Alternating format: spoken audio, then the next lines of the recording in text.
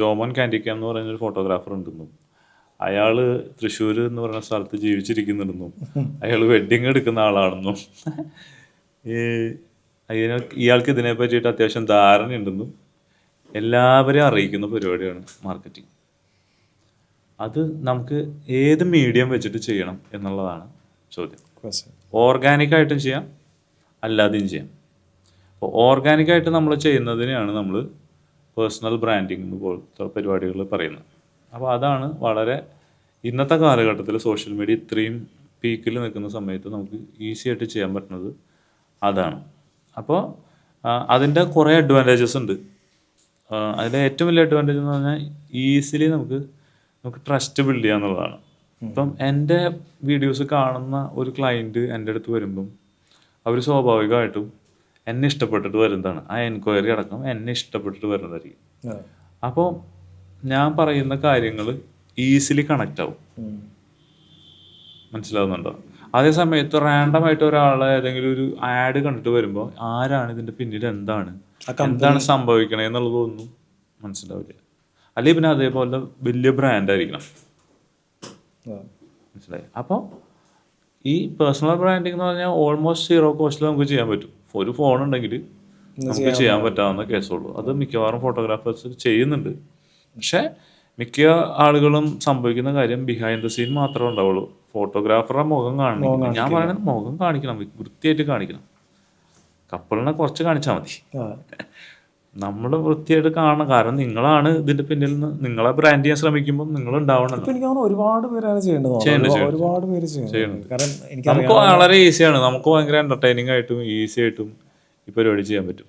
എനിക്കറിയാവുന്ന പിള്ളേർക്ക് തന്നെ ഇവിടെ നമ്മുടെ കൂടെ തന്നെ ഉണ്ടായിരുന്നു അമീർ ഇപ്പോൾ എനിക്ക് നമ്മുടെ കൂടെ ആദ്യമൊക്കെ ഉണ്ടായിരുന്നതാണ്. പക്ഷെ അവരെനിക്ക് നല്ല രീതിയിൽ സ്വന്തമായിട്ട് സെൽഫ് മാർക്കറ്റിംഗ് പേഴ്സണൽ ബ്രാൻഡിങ് ഒക്കെ ചെയ്യുന്ന ഒരു വ്യക്തിയാണ്. ഇപ്പോൾ എനിക്ക് തോന്നുന്നു അനന്ത് ചോദിച്ച ഈ ക്വസ്റ്റ്യൻ നമ്മുടെ എത്ര വൈഡായിട്ട് അനന്ത് ഉദ്ദേശിക്കുന്നത് നമുക്ക് എത്ര വൈഡായിട്ട് വേണം. ഇപ്പോൾ നമുക്ക് ഇന്റർനാഷണൽ വെഡ്ഡിങ്സ് എടുക്കുന്ന ആൾക്കാരില്ലേ, ഇപ്പോൾ ഗൾഫിലും പുറത്തൊക്കെ പോയിട്ട് വർക്ക് എടുക്കുന്ന ആൾക്കാരില്ലേ, അവർ എങ്ങനെയാണ് ചെയ്യണമെന്ന് വെച്ചാൽ ഈ സോഷ്യൽ മീഡിയ അത്രയും വൈഡാണ്.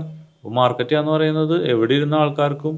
ഇപ്പം ഞാൻ പറയട്ടെ, നമുക്ക് ഏറ്റവും അധികം വർക്ക് വരുന്ന ഇവിടുന്ന് UK ന്യൂസിലാൻഡിലുള്ളതും ഓസ്ട്രേലിയയിലുള്ള ഇവിടുന്ന് പോയിട്ടുള്ള ആൾക്കാരാണ്. അത്രയും വൈഡായിട്ട് നമ്മൾ കിടക്കുകയാണ്. അപ്പോൾ എൻഡ്ലെസ് പോസിബിലിറ്റിയാണ്. പിന്നെ അതിൻ്റെ വേറൊരു സൈഡാണ് സെയിൽസ് എന്ന് പറയുന്നത്. അത് വേറെ കാര്യമാണ്, വേറെ സ്കില്ലാണ്. ഇത് അനന്തു ലൈനിലുണ്ടാവും, മീൻസ് ലൈവിൽ ഉണ്ടോ? അനന്തു ഇടയ്ക്കിടയ്ക്ക് ചോദിക്കണ ഒരാളാണ്. ആണോ? അനന്തുവിൻ്റെ അടുത്ത് എനിക്ക് തോന്നുന്നു അനന്തു ഉദ്ദേശിച്ച കാര്യങ്ങൾ എനിക്ക് തോന്നുന്നത് മിക്കവരും നേരത്തെ പറഞ്ഞ പോയിന്റിലേക്ക് വരാം. ഈ നോർത്ത് ഇന്ത്യൻ വെഡ്ഡിങ് ചെയ്യാന്നുള്ളതാണ് എല്ലാവരുടെയും ഒരു മെയിനായിട്ടുള്ള ഡ്രീം ഡെസ്റ്റിനേഷൻ വെഡ്ഡിങ് അല്ലെങ്കിൽ നോർത്ത് ഇന്ത്യൻ വെഡ്ഡിങ് ചെയ്യാന്നുള്ളതാണ് എല്ലാവരുടെയും. സോ ഇതിന് അനന്തുവിന് എനിക്ക് പറയാനുള്ളൊരു കാര്യം, അനന്തു വൈഡായിട്ടൊന്ന് ഉദ്ദേശിക്കുന്നത് ഇതാണെങ്കിൽ, ഈ പറഞ്ഞ നോർത്ത് ഇന്ത്യൻ വെഡ്ഡിങ്സ് ആണെങ്കിൽ നമുക്ക് ഒരുപാട് പ്ലാറ്റ്ഫോംസ് ഉണ്ട്. ഈ പറഞ്ഞ പോലെ വെഡ്ഡിങ് സൂത്ര ആണെങ്കിലും വെഡ്മി ഗുഡ് ആണെങ്കിലും വെഡ്ഡിങ് വെയർ ആണെങ്കിലും അങ്ങനെ ഒരുപാട് പ്ലാറ്റ്ഫോംസ് ഉണ്ട്. ദ ഓൺലി തിങ് ഈസ് നിങ്ങൾ പൈസ ഇൻവെസ്റ്റ് ചെയ്യാൻ റെഡി ആണെങ്കിൽ നിങ്ങൾക്ക് വൈഡാവാൻ പറ്റും. അത് ഈ പറഞ്ഞ പോലെ അത് ഓവറോൾ കേരളയിൽ നിങ്ങൾക്ക് നിങ്ങളുടെ ഇത് മാർക്കറ്റ് ചെയ്യണമെന്നുണ്ടോ അതിന് ഓപ്ഷൻസ് ഉണ്ട്. നോർത്ത് ഇന്ത്യയിൽ മാർക്കറ്റ് ചെയ്യണമെന്നുണ്ടെങ്കിൽ അതിന് ഓപ്ഷൻസ് ഉണ്ട്. അപ്പോൾ ഈ പറഞ്ഞ പ്ലാറ്റ്ഫോംസ് നിങ്ങൾക്ക് ഉപയോഗിക്കാവുന്നതാണ്. ഈ പറഞ്ഞ പോലെ വെഡ്മി ഗുഡ്, വെഡ്ഡിങ് സൂത്ര ഇങ്ങനെയുള്ള പ്ലാറ്റ്ഫോംസ് ഉപയോഗിക്കുന്നത്. ഇന്നതൊരു അൺഅവെയർ ആയിട്ടുള്ളൊരു പ്ലാറ്റ്ഫോംസ് ഒന്നുമല്ല, ഇന്ന് എല്ലാവർക്കും അറിയാവുന്നൊരു പ്ലാറ്റ്ഫോംസ് ഒക്കെയാണ്. പക്ഷേ ഇതിൻ്റെയൊക്കെ കോസ്റ്റ് നിങ്ങൾക്ക് മാത്രമല്ല, ഇപ്പോൾ നമ്മൾ മാർക്കറ്റിംഗ് എന്ന് പറയുന്ന സാധനം ഞാൻ നേരത്തെ പറഞ്ഞ പോലെ നമ്മൾ ജീവിച്ചിരിക്കുന്നുണ്ടെന്ന് നാട്ടുകാരെ അറിയിക്കുക എന്ന് മാത്രമേ ഉള്ളൂ. നമ്മളെ വേണോ വേണ്ടയോ എന്ന് തീരുമാനിക്കുന്നത് നമ്മുടെ പോർട്ട്ഫോളിയോ ആണ്. നല്ലൊരു പോർട്ട്ഫോളിയോ ഉണ്ടെങ്കിൽ നമുക്ക് വൈഡായിട്ടോ എങ്ങനെ വേണമെങ്കിൽ നമുക്ക് മാർക്കറ്റ് ചെയ്യാം. പോർട്ട്ഫോളിയോ വീക്കാണെങ്കിൽ മാർക്കറ്റിംഗ് മാത്രമേ ഉണ്ടാവുള്ളൂ. ഫൈനൽ കൺവേർഷൻ നമ്മുടെ പോർട്ട്ഫോളിയോ കണ്ടിട്ട് തന്നെയാണ്. പിന്നെ രോഹിത ചോദിച്ചത് ന്യൂ വെഡ്ഡിങ് ബ്രാൻഡ് ബിൽഡ് ചെയ്യുമ്പോൾ ഏറ്റവും കോമൺ ആയിട്ട് വരുന്ന മിസ്റ്റേക്ക് എന്താണ്? ന്യൂ വെഡ്ഡിങ് ബ്രാൻഡ് ബിൽഡ് ചെയ്യുമ്പോൾ ഏറ്റവും കോമൺ ആയിട്ട് വരുന്ന മിസ്റ്റേക്ക് എന്താണ്? രോഹിത് ലൈനിലുണ്ടോ? രോഹിത് പിന്നെ കേട്ടോളൂ. രോഹിത കോമൺ ആയിട്ട് വരുന്ന മിസ്റ്റേക്ക് എന്ന് പറയുന്നത് ഈ പുതിയൊരു ബ്രാൻഡ് ബിൽഡ് ചെയ്യുക എന്ന് പറയുന്നത് നമ്മളൊരു ദിവസം ഒരു ഓഫീസ് എടുത്ത് ഒരു സാധാരണഗതിയിൽ അങ്ങനെയല്ലല്ലോ. നമ്മളൊരു ദിവസം ഒരു ഓഫീസ് എടുത്ത് ഒരു മന്ത്രിനെ വിളിച്ച് നാടമുറിച്ച് ഇന്നു മുതൽ ഒരു വെഡ്ഡിങ് കമ്പനി അങ്ങോട്ട് സ്റ്റാർട്ട് ചെയ്യുക, അങ്ങനെയല്ലല്ലോ. ഇതിങ്ങനെ ഗ്രാജുവലായിട്ട് ഒരു വെഡ്ഡിങ് കമ്പനിയിലേക്ക് വരുന്നതാണ്. അങ്ങനെയാണ് എല്ലാ ബിസിനസ്സും. അങ്ങനെയാണ്. ഒരു പെട്ടിക്കടയിൽ നിന്നൊക്കെ തുടങ്ങിയിട്ടാണ്. ഇപ്പം നമ്മൾ ആപ്പിളും ഇതിൻ്റെ കഥകളൊക്കെ കേൾക്കാറുണ്ട്. അവരെവിടെ നിന്ന് ഒരു ചെറിയ സ്ഥലത്ത് നിന്ന് തുടങ്ങിയിട്ടാണ് ഇത് വലുതാവുന്നത്. അപ്പം മിസ്റ്റേക്കുകൾ ചെയ്തിട്ടാണ്. മിസ്റ്റേക്ക് ചെയ്യുന്നു, അതിനെ കറക്റ്റ് ചെയ്യുന്നു, പിന്നെയും മിസ്റ്റേക്ക് ചെയ്യുന്നു, പിന്നെ കറക്റ്റ്, അങ്ങനെ കറക്റ്റ് ചെയ്ത് റിഫൈൻ ചെയ്തിട്ടാണ് ആൾക്കാർ ഗ്രോ ചെയ്യണേ. അപ്പോൾ കോമൺ ആയിട്ടുള്ള മിസ്റ്റേക്ക് എന്ന് പറഞ്ഞാൽ ഏത് ബിസിനസ് ചെയ്യുമ്പോൾ ഉണ്ടാവണ മിസ്റ്റേക്കൊക്കെ തന്നെയാണ് ഇതിലും ഉണ്ടാവണേ. പിന്നെ നമുക്ക് മിസ്റ്റേക്കുകളായിട്ട് പറയാൻ പോണ സാധനം എനിക്ക് തോന്നുന്നത് നമ്മൾ നേരത്തെ പറഞ്ഞ പാർട്ട്ണർഷിപ്പിൽ വരുന്ന ഒരു മിസ്റ്റേക്കാണ്. അത് ഭയങ്കര മിസ്റ്റേക്കാണ്. അപ്പോൾ മിസ്റ്റേക്ക് നമ്പർ 1 ഞാൻ പറയുക, പാർട്ട്ണർഷിപ്പിൽ വെഡ്ഡിങ് കമ്പനി തുടങ്ങുക എന്ന് പറയുന്ന മിസ്റ്റേക്കാണ്. നമ്മൾ എന്തിനാണ് ശരിക്കും പാർട്ട്ണർഷിപ്പ്? ഒരാളായിട്ട് ബിസിനസ് ചെയ്യേണ്ട ആവശ്യം എന്താണ്? നമ്മളൊരു കാര്യം ചെയ്യുമ്പോൾ ആദ്യം ചോദിക്കേണ്ടത് why I am doing this അതാണ് ചോദ്യം. എന്തിന് ഞാൻ ഇങ്ങനെ ചെയ്യണം? ഇപ്പം ഒരു ക്യാമറ അപ്ഡേറ്റ് ചെയ്യുമ്പോൾ എന്തിനാണ് ഞാൻ അപ്ഡേറ്റ് ചെയ്യണമെന്നുള്ള ആദ്യം ചോദിക്കേണ്ടത്. അപ്പോൾ എന്തിനെന്നുള്ളതിന് ആൻസർ കിട്ടിക്കഴിഞ്ഞാൽ എങ്ങനെ ചെയ്യും എന്നുള്ളത് രണ്ടാമത്തെ ചോദ്യമാണ്. കറക്റ്റ് അല്ലേ? അപ്പോൾ പാർട്ട്ണർഷിപ്പ് എന്തിനു ചെയ്യണം എന്നുള്ളതാണ് ആദ്യ ചോദ്യം. ഒന്നില്ലെങ്കിൽ നമ്മൾ സാധാരണഗതിയിൽ വെഡ്ഡിങ് കമ്പനി പാർട്ട്ണർഷിപ്പ് വരുമ്പോൾ വേറൊരു ഫോട്ടോഗ്രാഫറായിട്ടോ വേറൊരു വീഡിയോഗ്രാഫറായിട്ടാവും പാർട്ട്ണർഷിപ്പ് ആയിട്ടുണ്ടാവും, ഒന്നോ അതിലധികമോ. കാരണം ഒരുമിച്ചൊക്കെ വർക്ക് ചെയ്ത് ഒരു മൂഡായി കഴിയുമ്പോൾ നമുക്ക് ഒരെണ്ണം തുടങ്ങിയാലോ എന്നൊരു സാധനം വരും. അങ്ങനെയാണ് ഇത് തുടങ്ങുക. അപ്പോൾ അത് തന്നെയാണ് ആദ്യത്തെ മിസ്റ്റേക്ക്. എന്തുകൊണ്ടാണെന്ന് വെച്ചാൽ കുറച്ച് കഴിയുമ്പോൾ ഇത് അടിച്ചു പിരിയും. കൂടുതൽ കേസിൽ സാധാരണഗതിയിൽ ഒരു 90% വേണമെങ്കിൽ നമുക്ക് പറയാം ഇത് 2 വഴിക്കാവും. അപ്പോൾ ആദ്യം തന്നെ ഇൻ കേസ് നമ്മളൊരു പാർട്ട്ണർഷിപ്പ് ആഗ്രഹിക്കുന്നുണ്ടെങ്കിൽ ആദ്യം ചെയ്യേണ്ട കാര്യം എക്സിറ്റ് പ്ലാൻ തയ്യാറാകണം. എങ്ങനെ ഇത് അവസാനിപ്പിക്കും? ഇൻ കേസ് ഒരു നമുക്ക് സഹകരിച്ച് പോകാൻ പറ്റുന്നില്ല, നമ്മൾ എങ്ങനെ ഇത് അവസാനിപ്പിക്കും, ആർക്ക് എന്ത് എപ്പോൾ എങ്ങനെ ഇത് വിഭാഗിക്കും എന്നുള്ളതിനെ പറ്റിയിട്ടൊരു എക്സിറ്റ് പ്ലാൻ ഉണ്ടാവണം. അതല്ലാതെ ഒരിക്കലും തുടങ്ങാൻ പാടില്ല. അല്ലെങ്കിൽ എന്താ വെച്ചാൽ നമ്മുടെ ഏറ്റവും നല്ല സുഹൃത്തായിരിക്കും ഈ പാർട്ട്ണർ. അയാളായിട്ട് നിത്യ വൈരാഗ്യം അല്ലെങ്കിൽ ആ ലൈഫ് ലോങ് ശത്രുവായിട്ട് ഇയാൾ മാറും. നമ്മുടെ നല്ലൊരു സുഹൃത്ത് നമുക്ക് നഷ്ടപ്പെടും. ഒന്നാമത് പാർട്ട്ണർഷിപ്പിലേക്ക് പോകുമ്പോൾ നമ്മൾ ആദ്യം ചിന്തിക്കേണ്ട കാര്യം, എനിക്ക് ചെയ്യാൻ പറ്റാത്ത എന്ത് കാര്യമാണ് ഇദ്ദേഹത്തിന് ചെയ്യാൻ പറ്റുന്നുണ്ട്, എൻ്റെ എന്ത് കുറവാണ് ഇദ്ദേഹത്തിന് നികത്താൻ പറ്റുക. ഇപ്പം ഞാനൊരു ഫോട്ടോഗ്രാഫറാണ്, താങ്കളൊരു ഫോട്ടോഗ്രാഫറാണ്, നമ്മൾ 2 ഫോട്ടോഗ്രാഫറാണെങ്കിൽ ഒരു കോമ്പിനേഷനും ഇല്ല അതിൽ. എൻ്റെ അതേ സ്കിൽ ഒരു ഫോട്ടോ കോപ്പി മാത്രമേ ഉണ്ടാവണുള്ളൂ. അതെനിക്ക് വേറെ ആളെ വെച്ച് റീപ്ലേസ് ചെയ്യാൻ പറ്റും. അപ്പം നമുക്ക് റീപ്ലേസ് ചെയ്യാൻ പറ്റാത്ത എന്തെങ്കിലും ഉണ്ടോ? അല്ലെങ്കിൽ അതേപോലെ ഈക്വലി എമൗണ്ട് ഇൻവെസ്റ്റ് ചെയ്യുന്നുണ്ടോ? ഇൻവെസ്റ്റേഴ്സ് ആണോ? ഇങ്ങനെയുള്ള കുറേ കാര്യങ്ങൾ ചിന്തിക്കണം. ഇപ്പം ഞാൻ പറയുകയാണെങ്കിൽ ഒരു ഫോട്ടോഗ്രാഫറും ഒരു കോർപ്പറേറ്റ് ബാക്ക്ഗ്രൗണ്ടുള്ള ഒരാളും തമ്മിൽ ഒരു പാർട്ട്ണർഷിപ്പ് വരികയാണെങ്കിൽ അത് വർക്കാവും. ഒരു ക്രിയേറ്റീവ് സൈഡിൽ ഒരാളുണ്ട്, മാനേജ്മെൻറ്റ് സൈഡിൽ വേറൊരാളുണ്ട്. അത് അടിപൊളിയായിട്ട് വർക്കാവും. അറ്റ് ദ സെയിം ടൈം 2 ഫോട്ടോഗ്രാഫർമാരാണെങ്കിൽ കുറച്ച് കഴിയുമ്പം പല ക്ലാഷ് ആവും, ഈഗോ ക്ലാഷ് വരാം. അല്ലെങ്കിൽ ഒരാൾ പണിയെടുക്കാൻ മിടുക്കനായിരിക്കാം, ഒരാൾ കുറച്ച് മടിയനായിരിക്കാം. അപ്പോൾ അവൻ പണിയെടുക്കുന്നു, ഇവൻ പണിയെടുക്കുന്നില്ല. അപ്പം ഈക്വൽ ഷെയർ പോകുമ്പോൾ ഒരുത്തന് പണിയെടുക്കുന്നവനും പണിയെടുക്കാത്തവനും ഈഗോ ക്ലാഷ് വരും. അങ്ങനെ പല പ്രശ്നങ്ങൾ വരും. അപ്പം എന്തിനു ചെയ്യണം എന്നുള്ള ചോദ്യമാണ് ആദ്യം. മിസ്റ്റേക്ക് നമ്പർ 1 പാർട്ട്ണർഷിപ്പിൽ ബിസിനസ് തുടങ്ങുന്നു എന്നുള്ളതാണ്. നമുക്ക് തന്നെ ചെയ്യാൻ പറ്റുന്നുണ്ടെങ്കിൽ നമുക്ക് ബാക്കിയുള്ളവരൊക്കെ ഹയർ ചെയ്യാൻ പറ്റും. അതാണ് മിക്കപ്പോഴും ഒരു ചെറിയ ഇതിൽ സ്റ്റാർട്ട് ചെയ്യുന്നതാണ് എപ്പോഴും ഉചിതം. അതെ, ഹ്യൂജ് ഇൻവെസ്റ്റ്മെന്റിലേക്ക് പോകുന്നത് വേറൊരു പരിപാടിയാണ്. ഇപ്പം താലിമാലി പണയം വെച്ചിട്ട് വലിയ ക്യാമറ, ഫ്ലാഗ്ഷിപ്പ് ക്യാമറ ഒക്കെ വാങ്ങിക്കുന്നു പരിപാടികളൊക്കെ. നമുക്കൊരു വെഡ്ഡിങ് ചെയ്യാനായിട്ട് ശരിക്കും പറയുകയാണെങ്കിൽ സ്കില്ല് മാത്രം മതി, ഒന്നും വേണ്ട, ഒരു ക്യാമറ പോലും വേണ്ട. റെന്റിനടുത്ത് ചെയ്യാതെ കഴിഞ്ഞ് കഴിയുമ്പോൾ വരുമാനം വരുമ്പോൾ ഒരു ബോഡി വാങ്ങിക്കുക, ലെൻസുകൾ റെന്റ് എടുക്കുക, അതിൽ നിന്ന് കുറച്ച് വരുമ്പോൾ ഒരു ലെൻസ് വാങ്ങിക്കുക. ഇങ്ങനെ ആഡ് ചെയ്തിട്ടാണ് ഇത് ബിൽഡ് ചെയ്യണേ. അപ്പം നമുക്ക് വരുന്ന വരുമാനത്തിൽ നിന്ന് ഒരു സർട്ടൻ പോർഷൻ റീഇൻവെസ്റ്റ് ചെയ്യാനായിട്ട് പറഞ്ഞാൽ ഇതൊക്കെ ബിസിനസിന്റെ ഭാഗമാണ്. എല്ലാ വെഡ്ഡിങ് കമ്പനികളും ചെയ്യുന്ന കാര്യങ്ങളാണ്, അല്ലെങ്കിൽ എല്ലാ ബിസിനസ്സും ചെയ്യുന്ന കാര്യങ്ങളാണ്. വർക്കിംഗ് ക്യാപിറ്റലും അതും ഇതൊക്കെ കുറച്ചും കൂടി വലിയൊരു ഏരിയ ആണ്. നമ്മളത് പഠിച്ച് മനസ്സിലാക്കുകയും പ്രാക്ടീസ് ചെയ്യുകയും ചെയ്താൽ അടിപൊളിയായിരിക്കും. രോഹിത്, ഇതിനകത്ത് എനിക്ക് വേറൊരു കാര്യം പറയാനുള്ളത്, ഈ ന്യൂ വെഡിങ് ബ്രാൻഡ് ബിൽഡ് ചെയ്യുന്നതിന് മുന്നേ ഈ പറഞ്ഞ പോലെ ഒന്ന് ഈ പാർട്ട്ണർഷിപ്പ് ആണെങ്കിൽ അത് വേണോ വേണ്ടേ എന്നുള്ള ആദ്യം തീരുമാനിക്കുക, മസ്റ്റായിട്ട് തീരുമാനിക്കുക. പിന്നെ ഒരു വലിയ സ്കെയിലിൽ സ്റ്റാർട്ട് ചെയ്യാതിരിക്കുക.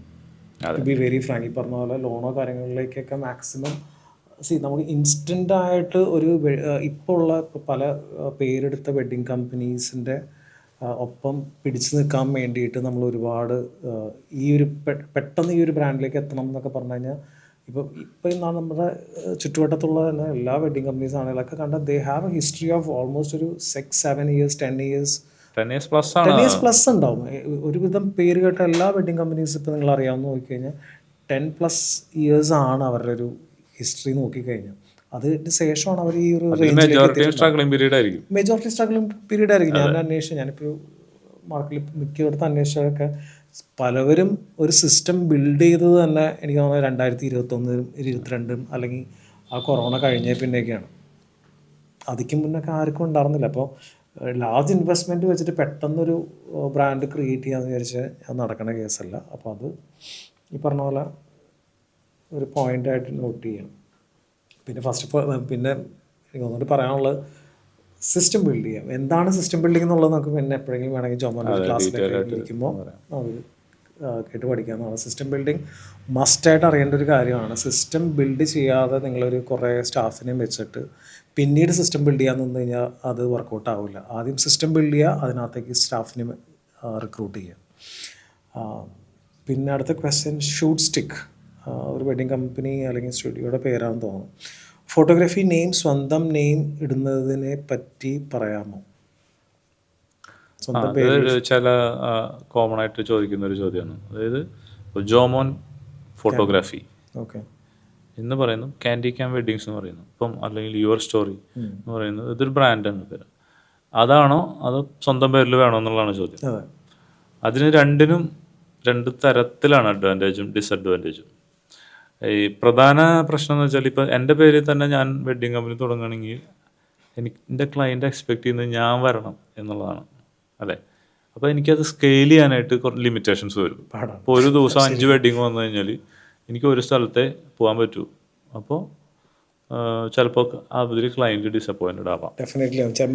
പല നമ്മുടെ പ്രമുഖരായിട്ടുള്ള വെഡ്ഡിങ് ഫോട്ടോഗ്രാഫേഴ്സ് പലരും പറഞ്ഞു കേട്ടിട്ടുള്ള ഒരു സാധനമാണ് അവര്. പക്ഷേ ഇപ്പം അങ്ങനെ ഇന്ന ഫോട്ടോഗ്രാഫർ തന്നെ വരണം എന്ന് പറയുന്ന സാധനത്തിൽ നമുക്ക് ഇപ്പോൾ 2-3 വെഡ്ഡിങ്ങിൻ്റെ പേയ്മെൻറ്റ് കളക്ട് ചെയ്ത് പോകുന്ന ആൾക്കാരുണ്ട്. അതായത് നല്ല ഹെവി വെഡ്ഡിങ്, നല്ല പേയ്മെൻറ്റ്, ഞാൻ വരണമെങ്കിൽ എൻ്റെ എമൗണ്ട് ഇത്രയാണ്. ഇപ്പോൾ പ്രീമിയം എന്ന് പറഞ്ഞാൽ സൂപ്പർ പ്രീമിയം പാക്കേജസ് വെച്ചിട്ട് വർക്ക് ചെയ്യാം. അപ്പോൾ ഒറ്റ വർക്ക് ചെയ്താൽ മതി, 3 വെഡ്ഡിങ്ങിൻ്റെ ഫണ്ട് വന്നു എന്ന് പറയുന്ന ഒരു സാധനം ഉണ്ടല്ലോ, അങ്ങനെ ചെയ്യാൻ പറ്റും. അതേ സമയത്ത് നമ്മളൊരു വെഡ്ഡിങ് കമ്പനിയുടെ പേരാണെങ്കിൽ നമ്മളെ കമ്പനിയെ പ്രതിനിധീകരിച്ച് നമ്മുടെ സ്റ്റാഫുകളായാലും ഫോട്ടോഗ്രാഫേഴ്സ് ആയാലും ക്രൂ മെമ്പേഴ്സൊക്കെ ആയാലും ചെല്ലുമ്പോൾ അത് നമുക്ക് സ്കെയിൽ ചെയ്യാം. ഒരു ദിവസം 5ഉം 8ഉം 10ഉം വെഡ്ഡിങ് ഒക്കെ എടുക്കുന്ന, അതിലധികം എടുക്കുന്ന വെഡ്ഡിങ് കമ്പനീസ് ഉണ്ട്. സ്കെയിൽ ചെയ്യണമെങ്കിൽ എപ്പോഴും ഇങ്ങനെ ഒരു ബ്രാൻഡായിരിക്കും നല്ലത്. പിന്നെ നമ്മളൊക്കെ ചെയ്യണ പോലെ ഇപ്പോൾ ജോമോൻ കാൻഡി ക്യാം എന്ന് പറയുമ്പോൾ ജോമോനും കാൻഡി ക്യാമെന്ന് ഇതിൻ്റെ ഒരു ഹൈബ്രിഡ്, ഒരു കോമ്പിനേഷനിൽ നമ്മളെ തന്നെ പേഴ്സണൽ ബ്രാൻഡ് ചെയ്യുക, അതോടൊപ്പം തന്നെ വെഡ്ഡിങ് കമ്പനിയും ബ്രാൻഡ് ചെയ്യാം. അങ്ങനെ ചെയ്യാൻ പറ്റും. ഓക്കെ, സുദീപ് ഇവിടെ ഉള്ള നമ്മുടെ തന്നെ സ്റ്റാഫാണ് കേട്ടോ, ആണെന്നേ വിശ്വസിക്കുന്നു. സുദീപ് ആണോ? ഓക്കെ. ന്യൂ വെഡ്ഡിങ് ഫോട്ടോഗ്രാഫേഴ്സിന് നിങ്ങൾ കൊടുക്കുന്ന അഡ്വൈസ്? എന്ത് തരം അഡ്വൈസ്? അതായത് ഇതിൽ വെറുതെ ഒരു അഡ്വൈസ്, ന്യൂ വെഡ്ഡിങ് ഫോട്ടോഗ്രാഫർ എന്ന് പറഞ്ഞാൽ വെറുതെ ഒരു അഡ്വൈസ് എന്ന് പറയുന്നത്, നമ്മൾ ഇപ്പോൾ ഒരു ബിസിനസ്സായിട്ട് അത് കൊണ്ടുപോകാനായിട്ടുള്ള അഡ്വൈസ് ആണെങ്കിൽ ആദ്യം പണി പഠിക്കുക എന്നുള്ളതാണ് അഡ്വൈസ്. ഈ ഇൻഡസ്ട്രി എന്താണെന്ന് അറിയാമെന്ന് പറയുന്നത് ഒരു ഭയങ്കര ഇമ്പോർട്ടൻറ്റ് പരിപാടിയാണ്, മസ്റ്റായിട്ട് അറിയേണ്ട ഒരു കാര്യമാണ്. പിന്നെ പറ്റുകയാണെങ്കിൽ എൻ്റെ ഒരു ദിവസം ക്ലാസ് അറ്റൻഡ് ചെയ്യാം. അതെന്തുകൊണ്ടാന്ന് വെച്ചാൽ അത് ശരിക്കും ഫോട്ടോഗ്രാഫി ഇനീഷ്യലി അത് പഠിക്കണം. അപ്പം നമ്മളൊക്കെ അത് കുറേ വർഷങ്ങൾ കഴിഞ്ഞിട്ടാണ് അയ്യോ ഇത് ചെയ്താൽ മതിയായിരുന്നു, വെറുതെ ഉള്ള കാശ് മുഴുവൻ കൊണ്ടുപോയി വലിയ ക്യാമറയും ലെൻസും ബോഡിയും ഇതൊക്കെ വാങ്ങിച്ച് നമുക്ക് മറ്റേ സൈഡിൽ ഇൻവെസ്റ്റ് ചെയ്യാനായിട്ട് പൈസ ഇല്ല, അപ്പോൾ ശരിക്കും അതിൽ ഇൻവെസ്റ്റ് ചെയ്ത് കഴിഞ്ഞാൽ ഈ സാധനം വാങ്ങിക്കാനുള്ള കാശ് നമുക്ക് അതിൽ നിന്ന് കിട്ടും. അങ്ങനെ കുറേ മിസ്റ്റേക്കുകൾ ഒഴിവാക്കാനായിട്ട് എപ്പോഴും നല്ലത് എവിടെയാണ് പ്രയോറിറ്റൈസ് ചെയ്യേണ്ടത് എന്നുള്ളത് ആദ്യം ചിന്തിക്കുക. അതാണ് അതും എല്ലാവരോടും ഞാനും പറയാൻ കാരണം നമ്മൾ ഫോട്ടോഗ്രാഫി ആണോ സ്കെയിലപ്പ് ചെയ്യാൻ ഉദ്ദേശിക്കുന്നത്, അതോ നമ്മൾ ആസ് എ ബിസിനസ് ബിസിനസ്സാണ് നമ്മൾ കൊണ്ടുപോകാൻ ഉദ്ദേശിക്കണമെങ്കിൽ നമ്മൾ രണ്ടും പഠിക്കണം. അതിന് കുറച്ച് ടൈം എടുക്കുകയും ചെയ്യും. പഠിക്കാനും ടൈമും പൈസയും അതിനുള്ള എഫേർട്ടും അതിൽ ഇൻവെസ്റ്റ് ചെയ്യണം. സമയമാണ് പ്രധാനമായിട്ട്. അതിന് ഇഷ്ടംപോലെ റിസോഴ്സുകളുണ്ട്. നമുക്കത് പഠിച്ചെടുക്കാനായിട്ട്, ബിസിനസ് പഠിക്കാനായിട്ട് ഇപ്പം ഫ്രീ ആയിട്ടുള്ള റിസോഴ്സ് യൂട്യൂബിലും അല്ലാണ്ടൊക്കെ ഉണ്ട്. അതല്ലാണ്ട് നമുക്ക് പെയ്ഡ് റിസോഴ്സുകളുണ്ട്, ക്ലാസ്സുകൾ അറ്റൻഡ് ചെയ്യാം. പിന്നെ എപ്പോഴും പുതിയതായിട്ട് വരുന്ന ഫോട്ടോഗ്രാഫേഴ്സ് നമ്മളൊരു മെൻറ്റർ ഐഡൻറ്റിഫൈ ചെയ്യുക എന്ന് പറയുന്നത് ഭയങ്കര ഇമ്പോർട്ടൻ്റ്. നമ്മൾക്ക് അറിയാത്ത കാര്യങ്ങൾ പഠിക്കാനായിട്ട് ഒരു മെൻറ്ററുടെ അടുത്ത് പോയിട്ട് ഫോട്ടോഗ്രാഫി അതുമായി റിലേറ്റഡ് ആയിട്ടുള്ള ബിസിനസ് പഠിക്കണമെങ്കിൽ ഒരിക്കലും നമുക്ക് ക്യാമറ കൊണ്ട് നടക്കില്ല.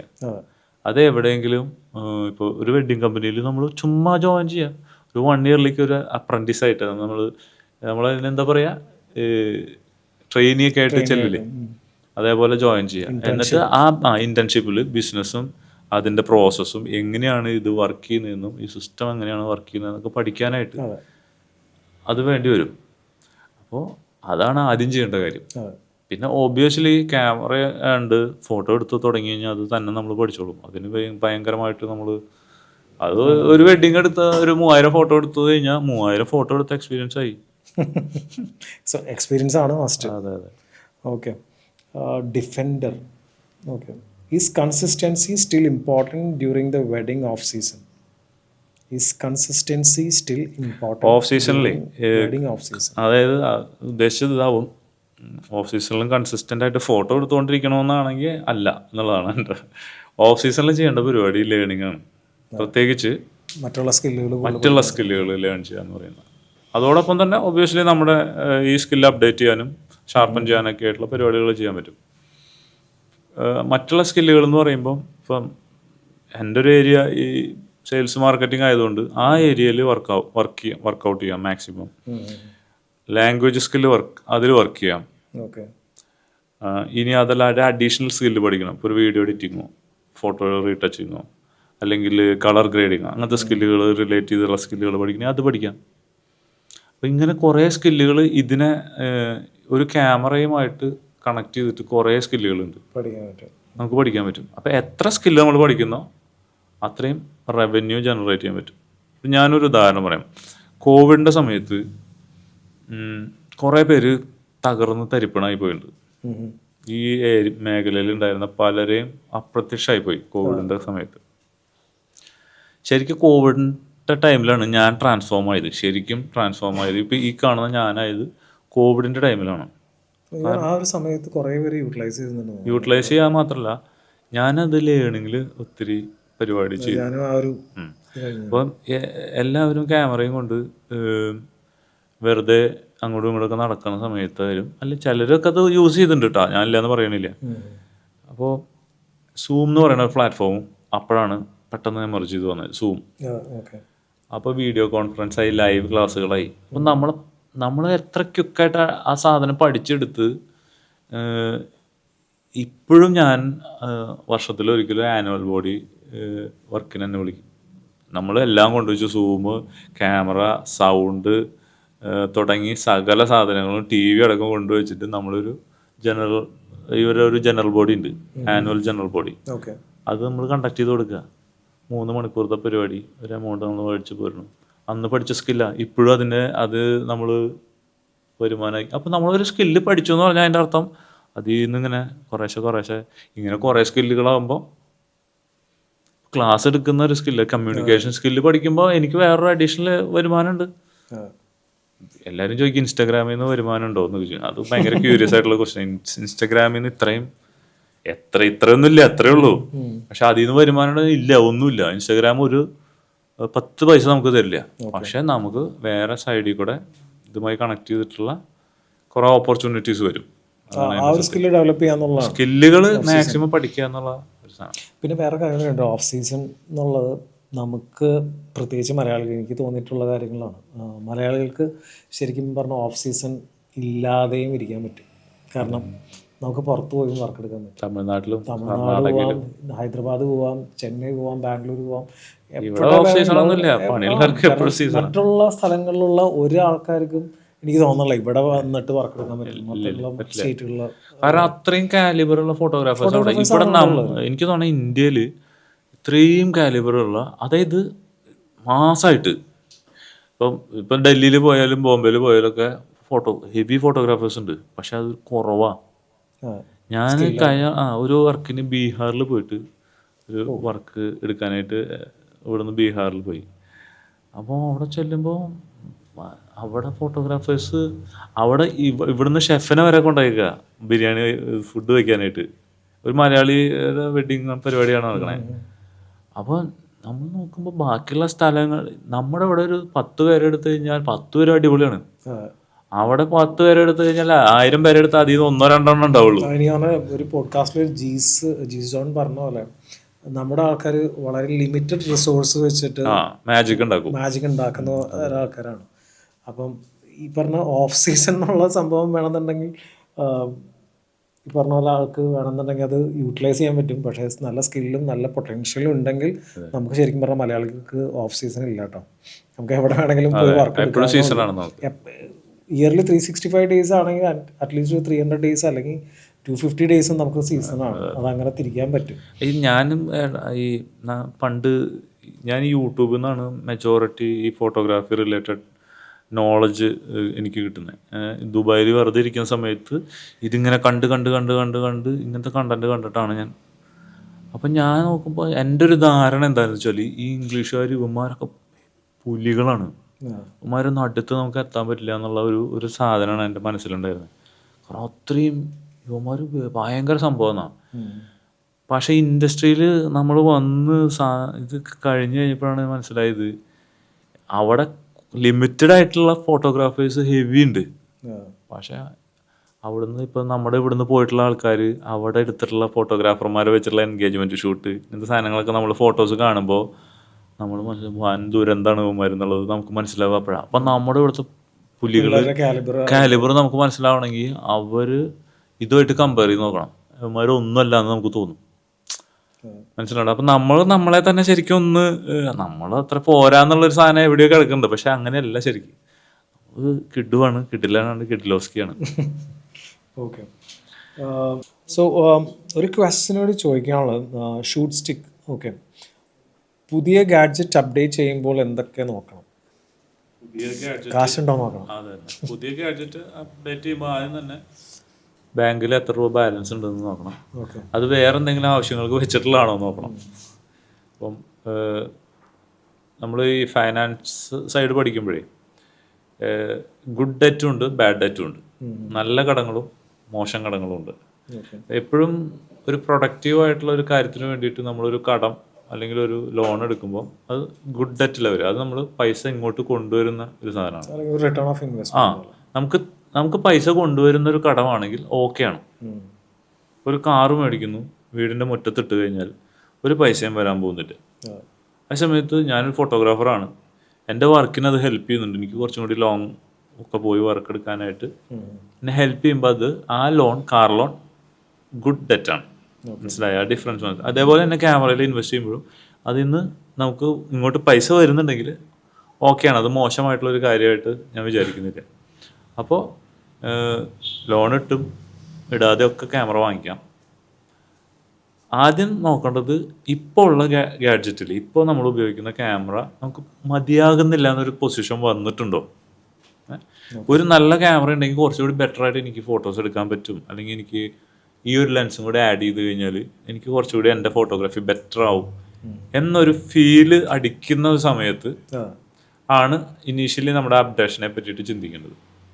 പിന്നെ ഒരു റെഗുലർ അപ്ഡേഷൻ എന്ന് പറയുന്നത് നമ്മളൊരു പ്രോസസ്സിൽ ഇങ്ങനെ പോകുമ്പോൾ ഒരു 2-3 വർഷം ഒക്കെ ഒരു ക്യാമറ ഉപയോഗിച്ച് കഴിയുമ്പോൾ ഒരു ക്രിയേറ്റീവ് സൈഡിൽ നമുക്കൊരു ചെറിയൊരു സാധനം വന്നു തുടങ്ങും, ഒരു ബോറടി വന്നു തുടങ്ങും.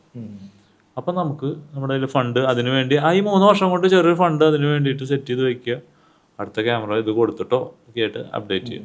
അപ്ഡേഷൻ നല്ലതാണെന്ന് പറഞ്ഞാൽ ആ ഒരു ഫ്രഷ്നെസ് ഉണ്ടല്ലോ, ഒരു ബോർഡം മാറി കുറച്ചും കൂടി ഒന്ന് നമ്മൾ റീഫ്രഷ് ആയ പോലത്തെ ഒരു ഫീൽ കിട്ടും പുതിയൊരു ക്യാമറയിലേക്ക് വരുമ്പോൾ. അപ്പോൾ എപ്പോഴും അപ്ഡേഷൻ വേണ്ടതാണ്, നോളജിലായാലും ഗാഡ്ജറ്റിലായാലും. പക്ഷേ ഈ പറഞ്ഞ പോലെ താലിമാല പണയം വെച്ചിട്ടുള്ള അപ്ഡേഷൻ അത്ര പ്രിഫറബിൾ അല്ല.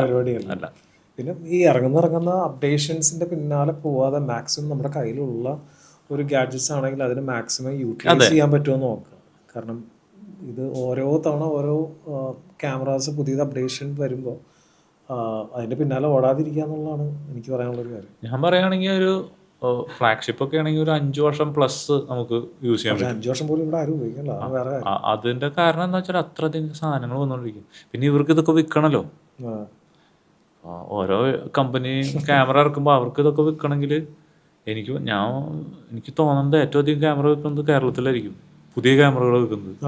കേരളം എന്ന് പറഞ്ഞാൽ പ്രത്യേകിച്ച് സോണിയുടെ ഏറ്റവും കൂടുതൽ മാർക്കറ്റ് ഫുള്ള് ക്യാമറ കേരളത്തിലാണ്. ഇവിടുന്ന് സെക്കൻഡ് ഹാൻഡ് തമിഴന്മാർ കൊണ്ടുപോകും, കർണാടകയിലേക്ക് പോകും.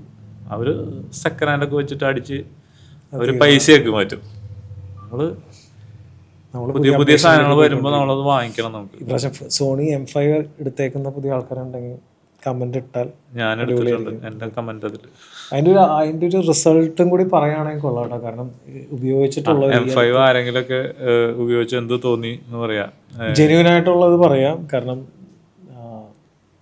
ജെന്യൂൻ ആയിട്ടുള്ള ഒരു റെസ്പോൺസ് ഒക്കെ കിട്ടുകയാണെങ്കിൽ മറ്റുള്ളവർക്ക് കുറച്ചും കൂടി ഒരു ഹെൽപ്ഫുൾ ആയിരിക്കും. ഓക്കെ, പിന്നെ ഒരു ക്വസ്റ്റ്യൻ വന്നത്, does consistency matter more during enquiry to booking follow ups? Booking follow അപ്സിന്റെ കൺസിസ്റ്റൻസിയാണ്.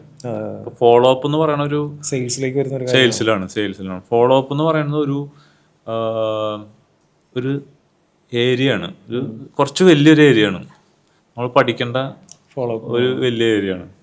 അതായത് നമ്മളത് ഓരോ പ്രോസസ്സും കഴിഞ്ഞിട്ട് നമ്മൾ അഡ്വർടൈസ് ചെയ്ത് നമുക്ക് ലീഡ് വന്നു കഴിഞ്ഞിട്ട് അത് നമ്മൾ സെയിൽസ് കോൾ അല്ലെങ്കിൽ മീറ്റിംഗ്, അത് കഴിഞ്ഞ് സെയിൽസ് പിച്ചിങ് ഒക്കെ കഴിഞ്ഞ് നമ്മൾ ക്ലയൻറ്റ് ഞാൻ നോക്കിയിട്ട് പറയാമെന്നോ ഇതൊക്കെ ഒബ്ജക്ഷൻ ഹാൻഡ്ലിംഗ് ഒക്കെ കഴിഞ്ഞിട്ടാണ് ഈ ഫോളോ അപ്പ് വരും. അപ്പോൾ ഇൻട്രസ്റ്റഡ് ആയിട്ടുള്ള ക്ലയൻ്റ് ആണെങ്കിൽ നമ്മൾ അവരെ ഫോളോ അപ്പ് ചെയ്യുന്ന ഒരു പരിപാടിയാണ്. കൺസിസ്റ്റൻ്റ് ആയിട്ട് ഫോളോ അപ്പ് ചെയ്യണമെന്ന് ചോദിച്ചു കഴിഞ്ഞാൽ ഇവർ ശരിക്കും നമ്മുടെ സർവീസ് ആഗ്രഹിക്കുന്നുണ്ടോ എന്നുള്ളത് നമ്മൾ ഫൈൻഡ് ഔട്ട് ചെയ്യണം. ഓക്കെ, ചിലവർക്ക് നമ്മളെ വേണ്ടായിരിക്കും. അപ്പോൾ അവരെ പിടിച്ചു വലിച്ച് നമ്മുടെ പ്രൊഡക്റ്റ് വാങ്ങിപ്പിക്കാൻ നോക്കുന്നതിനല്ല ഫോളോ അപ്പ് എന്ന് പറയാം. ശരിക്കും ഫോളോ അപ്പ് എന്ന് പറയുന്നത് ഒരു വാല്യൂ കൊടുത്തിട്ട് വേണം ഫോളോ അപ്പ് ചെയ്യാൻ. വാല്യൂ എന്ന് പറഞ്ഞാൽ ഇപ്പോൾ ചില കാര്യത്തിൽ അവർക്കൊരു ക്ലാരിറ്റി കുറവുണ്ടാവും, ചില കാര്യങ്ങൾ മനസ്സിലായിട്ടുണ്ടാവില്ല, അല്ലെങ്കിൽ നമ്മുടെ പ്രൊഡക്റ്റിൻ്റെ ഒരു വാല്യൂ അവർക്ക് മനസ്സിലായിട്ടുണ്ടാവില്ല. അങ്ങനെ വരുമ്പോൾ എന്താണ് കൺഫ്യൂഷൻ, ആ കൺഫ്യൂഷൻ ഫൈൻഡ് ഔട്ട് ചെയ്ത് അത് റെക്ടിഫൈ ചെയ്യാൻ വേണ്ടി ഫോളോ അപ്പ് ചെയ്യാം. ഓക്കെ, അപ്പോൾ നമ്മൾ ഓരോ പ്രാവശ്യം ഫോളോ അപ്പിന് വിളിക്കുമ്പോഴും നമ്മളൊന്ന് പറഞ്ഞ കാര്യം എന്തായി, സാർ ഗുഡ് മോർണിംഗ് സാർ, അതാണ് ഫോളോ അപ്പിന്റെ first. Good morning sir, good evening sir. അപ്പൊ ഈ ഗുഡ് ഈവനിങ് കേൾക്കുമ്പോൾ പറയാൻ തലയിലായാലോ ദൈവമേ എന്ന് വെച്ചാൽ മറ്റൊന്നും ഇരിക്കണ്ടാവുക. അപ്പൊ അങ്ങനെ ഫോളോ അപ്പ് ചെയ്താൽ ഒരിക്കലും അത് വർക്കാവില്ല. പിന്നെന്താ വെച്ചാല് ഇയാളെ ഫോളോ അപ്പ് ചെയ്യുന്നത് എപ്പോഴാണ് നിർത്തേണ്ടതെന്ന് വെച്ചാൽ, ശരിക്കും പറയാൻ നിർത്തേണ്ടതെന്ന് വെച്ചാൽ അയാൾ ഒന്നുമില്ലെങ്കിൽ വേറെ ഫോട്ടോഗ്രാഫറോ വീഡിയോഗ്രാഫറോ വെഡിങ് കമ്പനീനെ ബുക്ക് ചെയ്തിട്ടുണ്ടാവണം. ഞങ്ങൾ ഇന്ന ബുക്ക് ചെയ്തു, അതവിടെ അവസാനിച്ചു.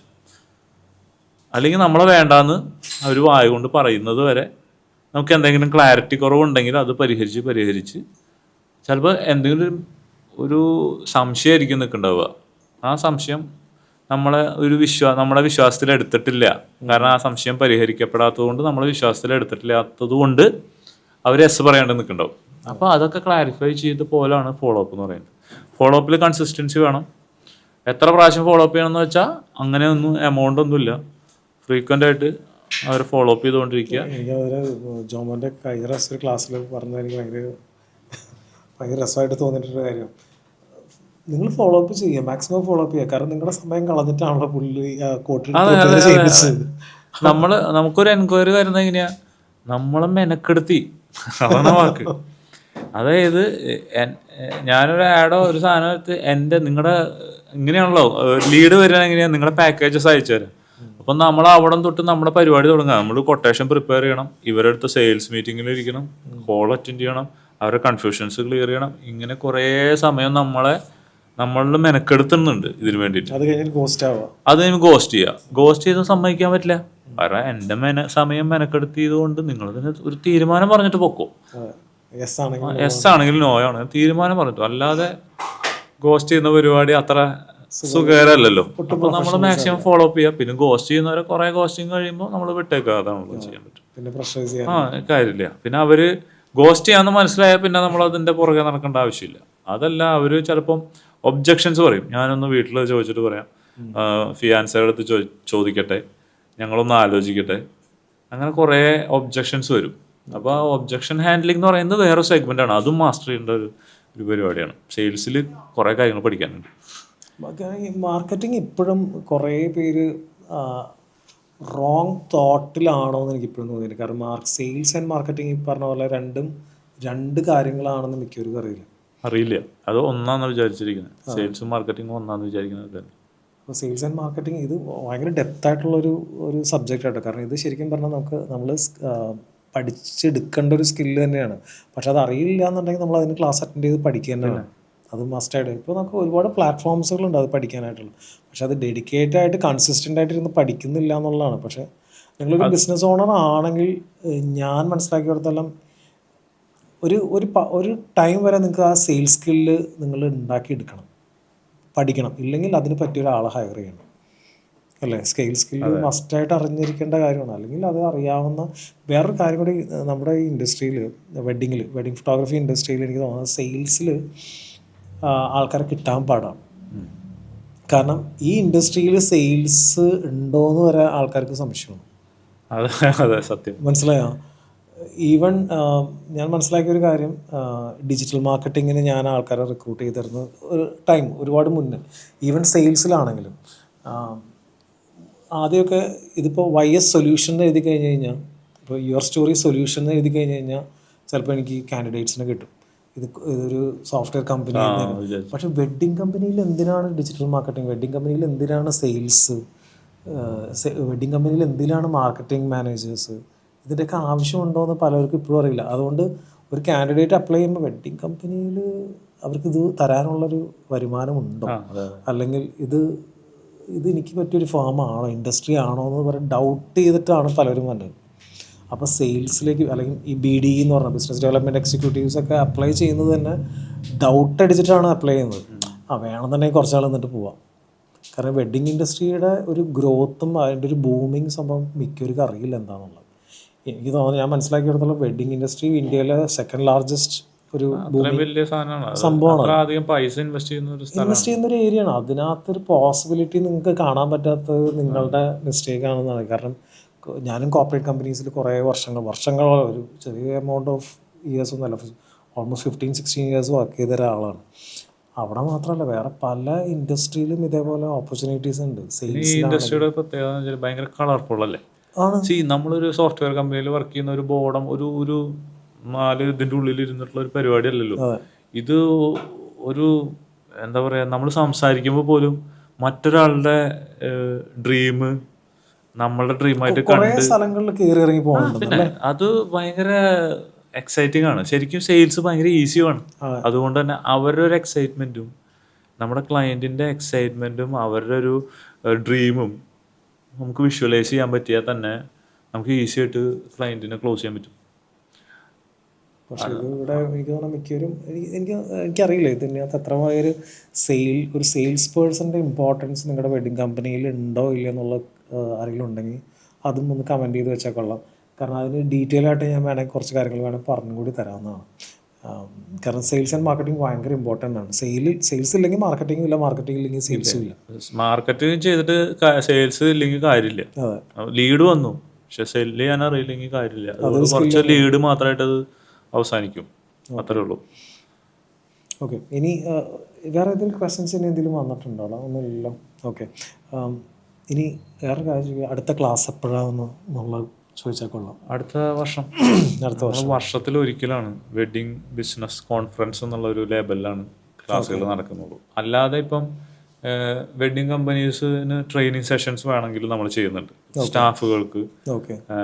അപ്പോൾ നമ്മൾ കഴിഞ്ഞ ഒരു 2 ആഴ്ച മുമ്പ് മലപ്പുറത്ത് ഒരു വെഡ്ഡിങ് കമ്പനിക്ക് വേണ്ടിയിട്ട് ഒരു ക്ലാസ് ചെയ്തിട്ടുണ്ടായിരുന്നു. ഒരു 10-28 പേര് അസോസിയേറ്റ് ചെയ്യുന്ന ഫോട്ടോഗ്രാഫേഴ്സും വീഡിയോഗ്രാഫേഴ്സും. അപ്പം വർക്ക് എത്തിക്കേറ്റ്സും നമ്മുടെ ഡ്രസ്സിങ് കോഡും പരിപാടികളും കമ്മ്യൂണിക്കേഷൻ ഇങ്ങനെയുള്ള ഉണ്ട്. ഇപ്പോൾ നമ്മൾ അങ്ങനെയുള്ള കാര്യങ്ങൾ നമ്മൾ പ്രത്യേകിച്ച് കമ്മ്യൂണിക്കേറ്റ് ചെയ്യുന്ന സാധനങ്ങൾ, അങ്ങനെ കുറേ കാര്യങ്ങളിൽ നമ്മൾ അങ്ങനെയുള്ള കാര്യങ്ങളിൽ ഒരു 2-3 മണിക്കൂറത്തെ ഒരു സാധനം ചെയ്യുന്നുണ്ട്. അങ്ങനെ ചെയ്യുന്നുണ്ട് ഇടയിൽ. അപ്പോൾ ആർക്കെങ്കിലും റിക്വയർമെന്റ് ഉണ്ടെങ്കിൽ നമുക്ക് കോണ്ടാക്ട് ചെയ്താൽ നമുക്ക് ഇത് വന്ന് ചെയ്യാൻ പറ്റും. മിനിമം ഇത്ര നമ്പർ ഓഫ് പീപ്പിൾ വേണം അതൊന്നുമില്ല. നമുക്ക് എത്ര ഇപ്പോൾ ഒരു ടേബിളിന് ചുറ്റും ഇരുന്ന് സംസാരിക്കേണ്ട ആൾക്കാരുള്ളെങ്കിൽ നമുക്കിപ്പോൾ അത്ര പേര് വേണമെന്നൊന്നുമില്ലല്ലോ. ഏറ്റവും ആൾക്കാർ കുറയും തോറും ഏറ്റവും എഫക്റ്റീവ് പോകും. അങ്ങനെയല്ലേ? കുറച്ചും കൂടി നമുക്ക് അടുത്തടുത്ത് കിട്ടുകയും ചെയ്യും.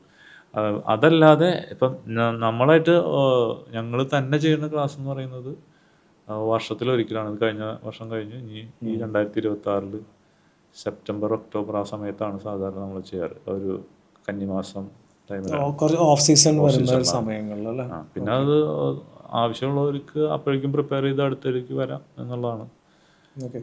ഇതിനകത്തേക്ക് ഈ ബിസിനസ് കൺസൾട്ടൻ്റ് എന്നുള്ളൊരു റോളിലേക്ക് വന്നപ്പോൾ ഇതിനകത്ത് ജോമോന് ഫേസ് ചെയ്യുന്നുണ്ടാവുന്ന എന്തെങ്കിലും ഡിഫിക്കൽട്ടീസ് തോന്നിയിട്ടുണ്ടോ? അല്ലെങ്കിൽ ഈ പറഞ്ഞ പോലെ ഓക്കെ വേണ്ടിയിരുന്നില്ല, അല്ലെങ്കിൽ ഇത് എഫക്റ്റീവ് ആവുന്നില്ല എന്നുള്ളൊരു?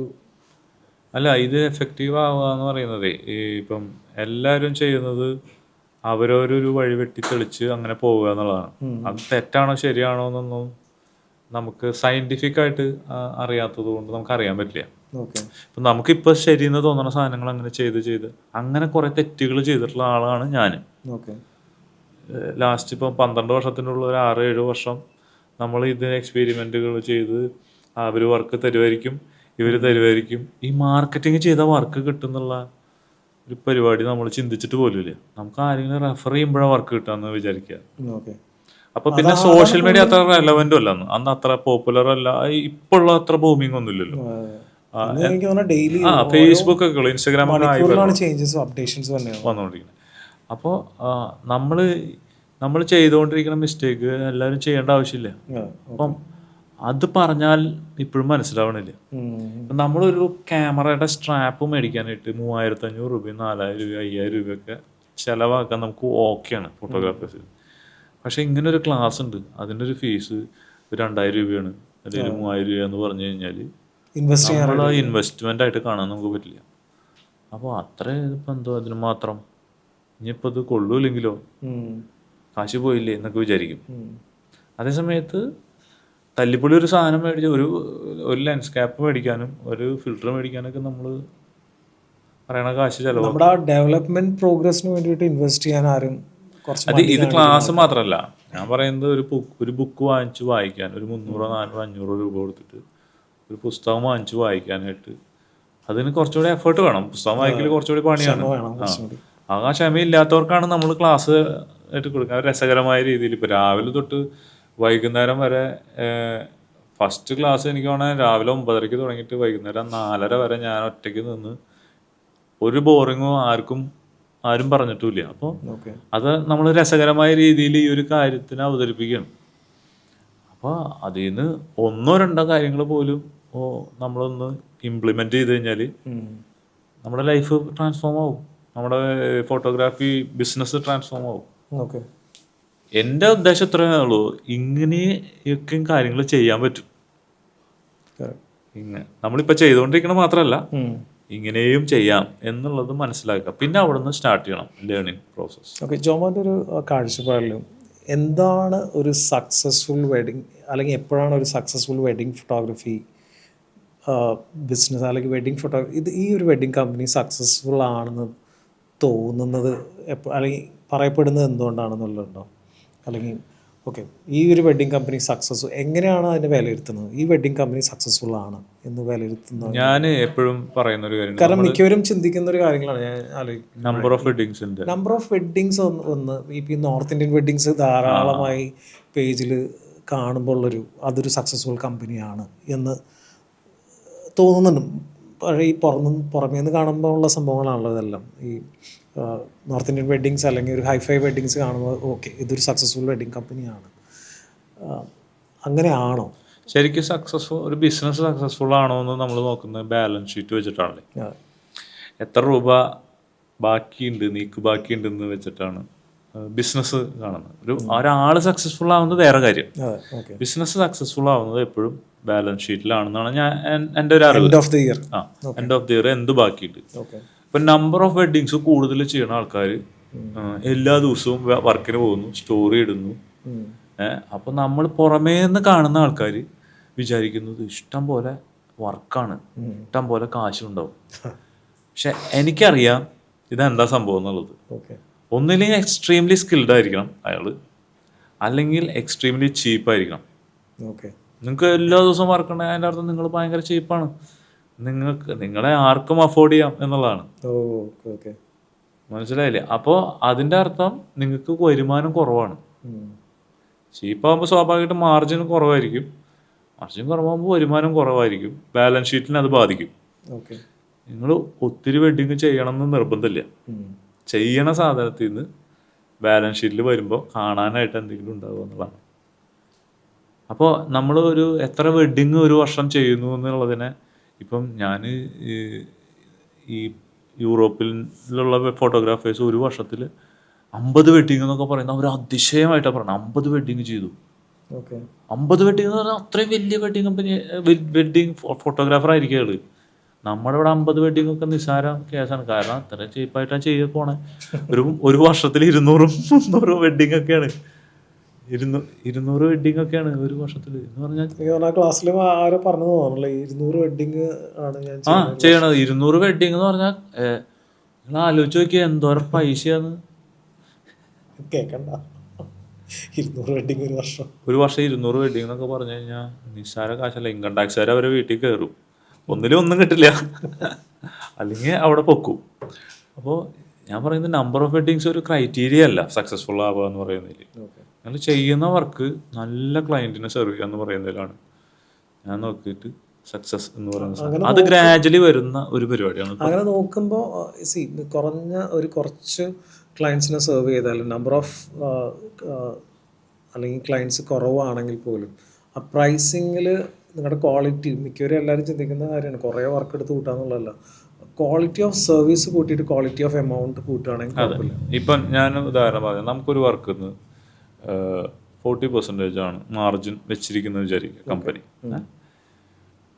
അപ്പോൾ നമുക്ക് ഒരു മാസത്തിൽ 4 വർക്ക് ചെയ്തു. അപ്പോൾ 1,00,000 രൂപയിൽ 40,000 രൂപ കമ്പനിയുടെ മാർജിനാണെന്ന് വിചാരിക്കുക. എന്ന് പറഞ്ഞാൽ 4 × 4 16. അപ്പോൾ എത്രയും 1,60,000.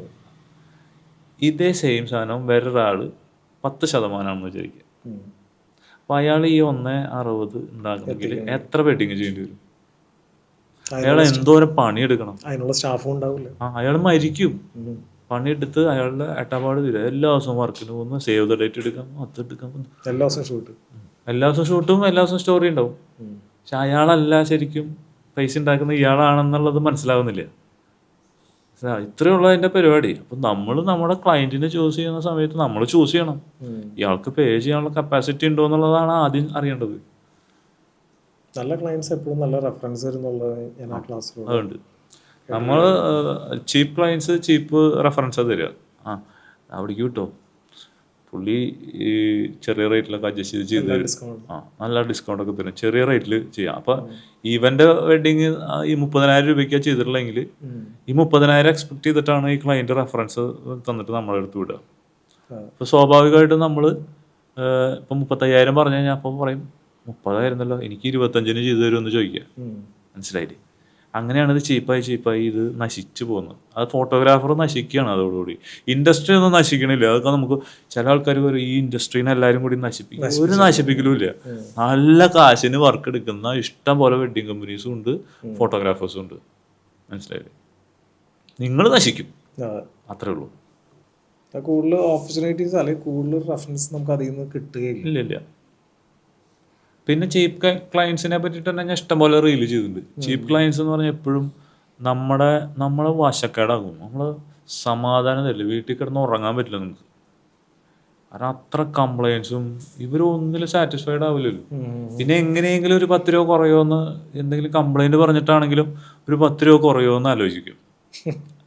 അപ്പോൾ എന്തെങ്കിലും ഒരു സാധനം ഉടായ്പ പറഞ്ഞു, ബാഗിൻ്റെ സിബ് ഉണ്ടായിരുന്നില്ല, സിബിൻ്റെ കുളത്ത് ഇങ്ങനെ തിരിഞ്ഞിരുന്നതെന്നൊക്കെ പറഞ്ഞു കഴിഞ്ഞാൽ മതിയല്ലോ, വേണ്ട പോട്ടെ, നരകം ഒഴിവായി കിട്ടണമെന്ന് വിചാരിച്ചിട്ട് ഡിസ്കൗണ്ട് ചെയ്ത് കൊടുക്കും. അതിൻ്റെ ഇപ്പം നല്ല ക്ലയൻസിനെ നമ്മൾ നോക്കിക്കോ, അവർ അത് ചിലപ്പോൾ കംപ്ലൈൻറ്റ് പറയായിരിക്കും, നമ്മളത് റെക്ടിഫൈ ചെയ്ത പ്രശ്നം കഴിഞ്ഞു.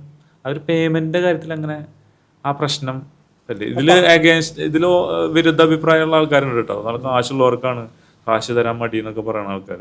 അത് നമ്മുടെ ഡീലിങ് പോലെ ഇരിക്കും. നമ്മൾ ആദ്യം തൊട്ട് അവസാനം വരെ കസ്റ്റമറെ നിർത്തേണ്ടടുത്ത് നിർത്താനും നമ്മൾ നിൽക്കേണ്ടടുത്ത് നിൽക്കാനും പഠിച്ചാൽ ആ പ്രശ്നം സോൾവ് ആവും. മനസ്സിലായത് പോയിന്റ് എന്താ വെച്ചാൽ, ഇപ്പം ചില ആൾക്കാർ ഭയങ്കര ഫ്രണ്ട്ലി ആവും, ഓവർ ഫ്രണ്ട്ലി ആവും ക്ലയൻറ്റിൻ്റെ അടുത്ത്, ദോസ്ത്. അപ്പൊ ദോസ്ത് ആകുമ്പോൾ എന്താ കുഴപ്പമെന്ന് വെച്ചാൽ, സേവ് ദ ഡേറ്റ് കഴിഞ്ഞിട്ട് ദോസ്തിന്റെ കൂടെ 2 എണ്ണം അടിക്കാനൊക്കെ പോവര്. അപ്പൊ ഭയങ്കര ദോസ്തായി. പിന്നെ കഥകളൊക്കെ പറഞ്ഞു കഴിയുമ്പോൾ ലാസ്റ്റ് വരുമ്പോ ദോസ്തല്ലേ, ദോസ്ത് കുറച്ച് കഴിഞ്ഞിട്ട് കാണാന്ന് പറഞ്ഞു കഴിഞ്ഞാൽ ദോസ്തിനൊന്നും പറയാൻ പറ്റില്ല. മനസ്സിലായി, അതാണ് അവസ്ഥ. അപ്പോൾ നമ്മൾ എപ്പോഴും പ്രൊഫഷണലായിട്ട് നിൽക്കുമ്പോൾ ആ ഒരു പ്രൊഫഷണൽ ഡിസ്റ്റൻസ്, ക്ലയന്റിനെ റെസ്പെക്ട് ചെയ്ത് അവരുടെ അടുത്ത് ആ ഡിസ്റ്റൻസിൽ നിൽക്കണം. ഫ്രണ്ട്ലിനെസ് ആവണോണ്ട് കുഴപ്പമില്ല, ആവണം. ആ ഒരു പ്രൊഫഷണലിസം കീപ്പപ്പ് ചെയ്തുകൊണ്ട്. പിന്നെ ഫ്രണ്ട്ലി ആവാന്ന് പറയുന്നതിന് അർത്ഥം അവരെ തോളത്ത് കഴിയുന്ന അവരെ തലയിൽ കയറിയിരിക്കണം എന്നല്ലല്ലോ. ഫ്രണ്ട്ലി ആവാന്ന് പറയുന്ന അർത്ഥം അവർ അപ്രോച്ചബിൾ ആവണം. നല്ല സ്മൈൽ ചെയ്താൽ തന്നെ ആൾക്കാർ നമ്മൾ അപ്രോച്ചബിൾ ആവും, ഓപ്പൺ അപ്പ് ആവും, അതൊക്കെ ഓക്കെയാണ്. അതിൻ്റെ ഒരു ബൗണ്ടറി ഉണ്ട്, ആ ബൗണ്ടറിയുടെ ഉള്ളിൽ ആവാം. ഓക്കെ, എന്തായാലും എനിക്ക് തോന്നാം ഒരുവിധം എല്ലാ കാര്യങ്ങളും നമ്മൾ ഓൾമോസ്റ്റ് കവർ ചെയ്തു എന്ന് എനിക്ക് തോന്നാം. ഇനി എന്തെങ്കിലും ക്വസ്റ്റ്യൻസ് നിലവിലുണ്ടെങ്കിൽ ഓക്കെ, ഇല്ലാന്നുണ്ടെങ്കിൽ we are good to wrap up.